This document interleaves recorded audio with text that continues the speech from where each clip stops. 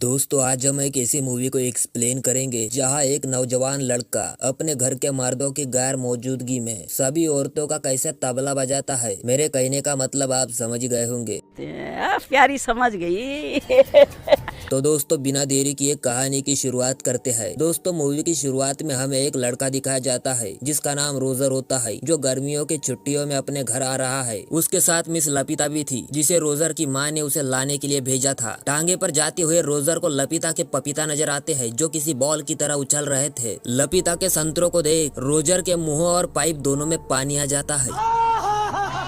यहाँ मिस्टर लपिता को भी पता चल जाता है कि रोजर की नजर उसके संतरों पर है, लेकिन वो उसे कुछ नहीं बोलती और नजारे का लुत्फ उठाते हुए रोजर अपने घर पहुँच जाता है। घर पहुँचते ही रोजर की फैमिली उसका वेलकम करती है। तभी रोजर की माँ की नजर उसके पैंट पर पड़ती है, जिसके बाद वो अपने पुत्र से पूछती है कि तुम्हारी पैंट पर ये दाग कैसा। दरअसल दोस्तों रास्ते में मिस लपिता के पपीता देख रोजर का इंजन ओवरफ्लो हो गया था। तभी वहीं पर खड़ी रोजर की मौसी कहती है कि इस उम्र में अक्सर ऐसा होता रहता है, और फिर मौसी माइग्रेट रोजर का माल साफ करती है। जिसके बाद रोजर अपनी छोटी बहन से मिलता है जिसका नाम बर्ता होता है। रोजर की बहन उसे घुमाने जंगल लेकर जाती है, जहाँ रोजर की मुलाकात फिर एक बार मिस लपिता से होती है। फिर दोनों बात करते हुए घूमने लगते हैं। तभी मिस लपिता को पेशाब लगती है। वो अपने हाथ में का सब्जी का टोकरा रोजर के हाथ में देती है और फिर उसके आगे ही अपना लहंगा ऊपर कर फव्वारा चला देती है,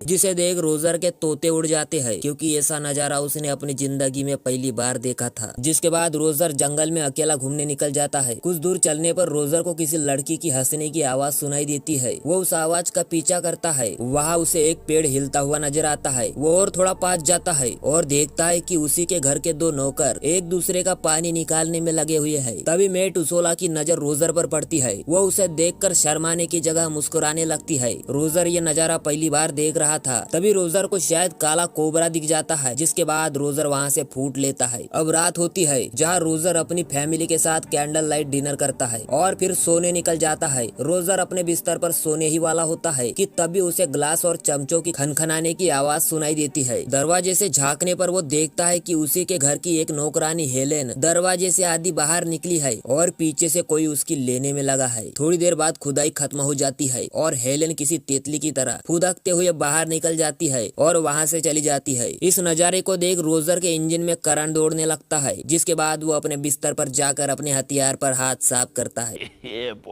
अगली सुबह रोजर की बहन बर्ता उसे नदी किनारे लेकर जाती है, जहाँ घर की सारी नौकरानियां बैठी हुई थी। वो नहाते हुए अपने सारे सीक्रेट एक दूसरे के साथ शेयर करती है। रोजर और बर्ता उनकी सारी बातें पेड़ के पीछे से सुन रहे होते हैं। तभी नदी के दूसरे किनारे पर तीन आदमी आते हैं। ये भी उन्हीं के घर के नौकर होते हैं। वो तीनों नौकर उन्हीं के आगे अपना औजार निकाल अपना इंजन शुरू कर देते हैं। नौकरानियां भी कहाँ कम थी, वो भी बदले में उन्हें अपने पिछवाड़े के दर्शन कराती है। ये नजारे रोजर पेड़ के पीछे से छुपकर देख रहा था। फिर अगले सीन में हम देखते हैं कि रोजर की बड़ी बहन अपने पापा के साथ घर आती है। सभी लोग उसका स्वागत करते हैं, जिसके बाद वो अपने घर के सभी मेंबर के गले मिलती है। लेकिन वो रोजर को सिर्फ हेलो कहकर वहाँ से चली जाती है, क्योंकि वो रोजर की गंदी नीयत से अच्छी तरह वाकिफ थी। रोजर यहाँ नर्वस हो जाता है क्योंकि उसे गले मिलने को नहीं मिला। अगले सीन में रोजर की छोटी बहन उसे मिलने आती है और उसे लेकर एक चर्च में जाती है। तभी चर्च में रोजर की मौसी आती है, जो अपने पापों का लेखा जोखा फादर को बताने आई थी और अपनी गंदी करतूतों के लिए गॉड से माफी मांगने आई थी। इधर रोजर अपनी मौसी की सारे बातें छुपकर सुन रहा होता है। वो फादर को बताती है कि हे फादर, मैं बहुत ही बड़ी दुविधा में फंस गई हूँ, क्योंकि मुझे मेरे ही नेफ्यू रोजर से प्यार हो गया है और उसके ख्यालों ने मेरे रातों की नींद हराम कर दी है। ये सब बातें रोजर चुपचाप सुन रहा होता है। इन बातों को सुनकर रोजर को बहुत अच्छा लगता है। वो काफी मोटिवेट होता है कि कोई तो है जो उसके हथियार की मरम्मत करना चाहती है, वरना घर की सारी नौकरानियां तो कूले में जंगल में मंगल करती है। तभी छत कच्ची होने की वजह से टूट जाती है और रोजर किसी अंगूर के माफिक अपनी मौसी की झोली में गिर जाता है। जिसके बाद फादर और मौसी रोजर को उसकी माँ के पास लेकर जाते हैं। जिसके बाद रोजर की माँ पादरी से पूछती है कि इसे कौन सी सजा दी जाए, जिस पर पादरी कहता है कि रोजर की पतलून उतार उसके पिछवाड़े पर फटकार लगाई जाए और इस शुभ काम को करने का मौका मौसी को दिया जाता है। जिसके बाद मौसी को ना चाहते हुए भी रोजर का पिछवाड़ा सुझाना पड़ता है। आज रात रोजर बेड पर उल्टा होकर सोता है क्योंकि आज उसके पिछवाड़े की तरीके से मरम्मत हुई है। रात को सोते वक्त रोजर को फिर एक बार कप खनखनाने की आवाज सुनाई देती है और देखने पर उसे पिछली रात का ही वही सीन नजर आता है जहाँ उसी के घर का अज्ञात नौकर उसी के घर के नौकरानी का तंबोरा बजा देता है। इस कलाकार का चेहरा रोजर आज भी नहीं देख पाया। थोड़ी देर बाद रोजर के पास वही नौकरानी आती है जिसकी अभी अभी ठुकाई चल रही थी। वो रोजर से कहती है कि आज तुम्हें काफी मार पड़ी है जिससे तुम्हारा पिछवाड़ा लाल हो गया होगा, दो मैं वहाँ बाम लगा देती हूँ। रोजर कहता है कि मुझे बाम नहीं नाम चाहिए, वो भी उस मेहनती मजदूर का जो रोज रात को तुम्हारा तबला बजा जाता है। जिस पर वो कहती है कि इस महान मजदूर को आज तक किसी ने नहीं देखा। जिसके बाद वो वहाँ से चली जाती है। रोजर अब सोचता है कि यहाँ कोई न कोई किसी न किसी की लेने में लगा है, साला मेरा दिन कब आएगा। जिसके बाद वो टहलने निकल जाता है। तभी उसे उसकी माँ की दर्द भरी आवाजें सुनाई देती है। वो दरवाजे से झांक कर देखने की पूरी कोशिश करता है कि तभी वहाँ उसके बहन का मंगेतर रोनाल्ड आ जाता है और कबाब में हड्डी मत बन बोलकर रोजर को वहाँ से भगा देता है। जिसके बाद रोजर घोड़े के तबेले में जाकर एक गंदी डायरी को पढ़ने लगता है और साथ ही अपने घोड़े पर हाथ साफ भी करता है। तभी वहाँ एक नौकर आता है। रोजर उसे देख छिप जाता है। थोड़ी देर बाद नौकरानी हेलन वहाँ मुर्गियों को दाना डालने आती है। नौकर मदद करने के बहाने हेलन को खिड़की में फंसा देता है और पीछे से आगे आप समझ ही गए होंगे।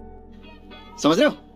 समझ रहे हो ना? हेलन रोजर को मदद करने को बोलती है। तभी वो उसे 2 मिनट रुकने को बोलती है जिससे रोजर समझ जाता है कि इंजन शुरू हो गया है। जिसके बाद नौकरानी दबाकर मजे लेती है। रोजर फिर वहाँ से सीधा अपने घर जाता है। वहाँ उसकी बड़ी बहन एलिस और उसका मंगेतर रोनाल्ड बैठा हुआ होता है। रोनाल्ड रोजर को देख उसे अपने जूते साफ करने को बोलता है लेकिन रोजर मना कर देता है। इस बात से रोनाल्ड काफी गुस्सा हो जाता है और वो उस रात की सारी बातें उसकी माँ को बता देता है। जिस पर रोजर की माँ कहती है कि मैंने अपनी बेटियों को काफी अच्छे संस्कार दिए लेकिन पता नहीं ये ठरकी कहाँ से पैदा हो गया। जिसके बाद रोजर की माँ उसे बाहर भगा देती है। बाहर जाते वक्त रोजर रोनाल्ड को सबक सिखाने के लिए अपनी डायरी को एलिसा की डायरी से एक्सचेंज कर देता है। अब रोजर देखता है कि उसकी बड़ी बहन एलिसा उस डायरी को पढ़कर मजे ले रही है। आज रोजर को भी चुल मच जाती है कि उसे किसी भी हालत में एलिसा की लेनी है। जिसके बाद वो आग बुझाने के लिए नौकरानी उसोला के पास जाता है और उसे पीछे से दबोच लेता है। नौकरानी सोचती है घर का कोई ठरकी नौकर होगा इसलिए वो उसके सर पर प्लेट फोड़ देती है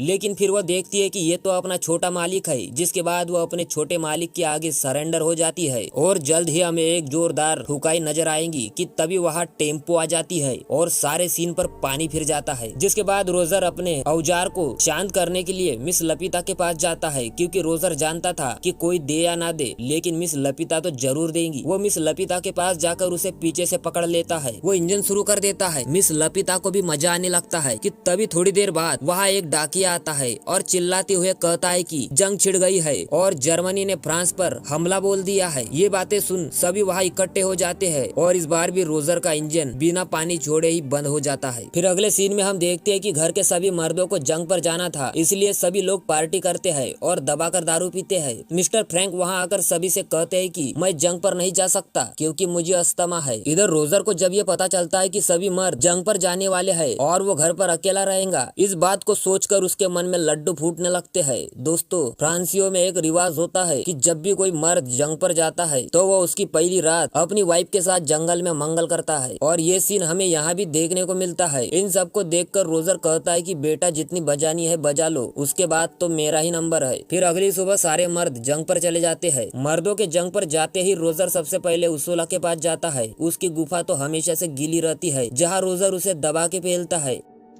टपा मालूम ना। अब अगले दिन वार्ता रोजर को बताती है कि हमारी माँ पादरी के आगे कुछ कन्फ्रेंस करने वाली है तो चलो हम भी जाकर सुनते हैं, आखिर हमें भी तो पता चले कि हमारे माँ ने क्या क्या कर्म कांड किए हैं। इधर रोजर की माँ पादरी को बता रही होती है कि मेरे पति का औजार बहुत बड़ा है और वो अपना जहर मेरी गुफा की जगह मेरे मुँह में छोड़ता है। तो वो कहती है कि ये करना पाप है। जिस पर पादरी कहता है कि वो तुम्हारा पति है, वो अपना लोशन तुम्हारी गुफा में छोड़े या मुँह में, इसमें कोई पाप नहीं। फिर अगले सीन में हम और एक खूबसूरत लड़की को देखते हैं जो नदी में अपने पैरों को डाल मौसम का लुत्फ उठा रही थी। तभी रोजर नदी में से किसी भूखे मगरमच्छ की तरह उसके पास आता है और उसकी गुफा को चाटने लगता है। ये कांड करने पर रोजर आत्मविश्वास से एकदम भर जाता है, इसलिए वो घर की सभी औरतों की बिल्लियां मारने का प्लान बनाता है। वो सबसे पहले अपनी मौसी माइग्रेट के कमरे में जाता है और उसके बिस्तर पर लेट जाता है। थोड़ी देर बाद वहाँ मौसी माइग्रेट आती है। वो रोजर को देख चौंक जाती है। रोजर उसे पूछता है कि क्या आपने अभी तक कभी काले कोबरा का जहर चखा है, जिस पर माइग्रेट ना कहती है। जिसके बाद रोजर कहता है कि मेरे पास भी एक नाग है जो खुदाई के लिए एकदम रेडी है, जिस पर पहले तो मौसी माइग्रेट मना कर देती है, लेकिन रोजर का हथियार हाथ में लेते ही उसके मन में भी लड्डू फूटने लगते हैं, जिसके बाद दोनों रात भर पलंग तोड़ने में लग जाते हैं।